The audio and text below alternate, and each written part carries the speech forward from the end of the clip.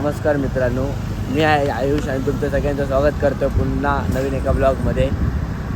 मला माहिती आहे खूप दिवसांनी ब्लॉग येतो आहे, कारण कोणाची तब्येत बरी नव्हती एवढे दिवस. एवढे जे धबधबे फिरलेलो, बाहेर फिरलेलो, त्याच्यामुळे सगळ्यांना ताप, सर्दी, खोकला सगळं चालू होतं. त्यामुळे आज जरा खूप दिवसांनी बाहेर पडलो. आज आहे आषाढी एकादशी, तर आम्ही पहिले मारुती मंदिरमध्ये जाणार आहे. तिकडे दर्शन घेणार आहे विठ्ठलाचं. तुम्ही म्हणत असणार मारुती मंदिरमध्ये विठ्ठलाचं दर्शन कसं, तर तिकडे आज मूर्त्यांचं स्थापन केलेलं आहे. म्हणजे मूर्ती आहे तिथे विठ्ठलाची, रखुमाईची, तर आज त्याच्या पाया पडणार आहे.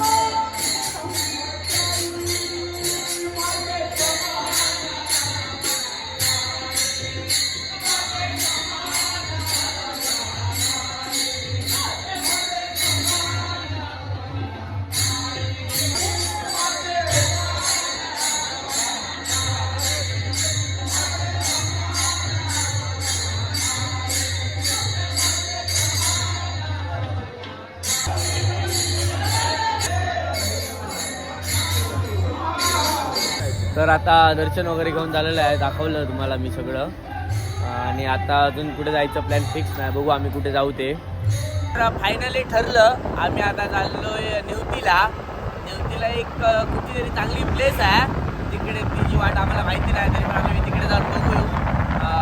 काही लोकांना विचारू, तर ती तुम्हाला पण दाखवतो. एन्जॉय करा ती प्लेस, शांत ठिकाण आहे, व्यवस्थित आहे. नेवतीला चाललो आहे, तुम्हाला सांगतो कुठे आहे काय आहे.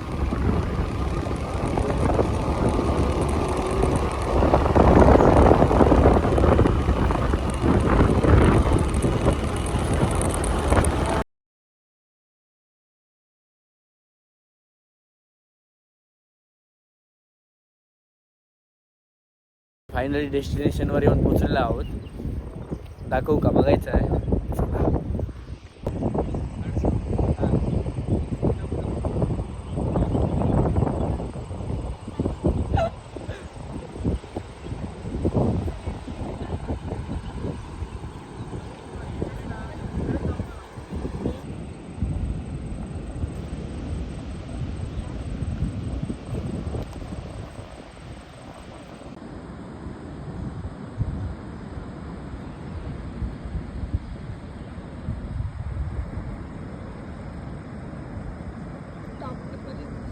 लोकेशन आम्हाला समोर दिसतं. आम्ही इथून निघालोय. आता आम्ही त्याच जागेवर पण दुसऱ्या लोकेशनवर जातो. तर आता दुसऱ्या लोकेशनवर चाललो आहे, म्हणजे त्याच जागेवरच्या. पायवाट आहे पूर्ण.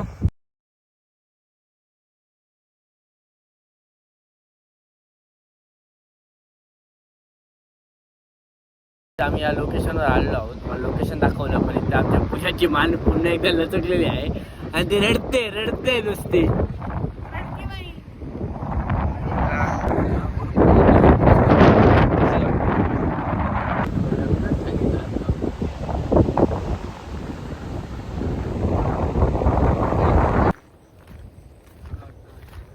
तर आता आम्ही निघालो त्या प्लेसवरनं. 7 वाजून गेले, काळोख झाला. म्हटलं की जाऊया घरी काळोखाच्या अगोदर. कदाचित आम्ही रात्री पण कुठेतरी बाहेर पडू शकतो.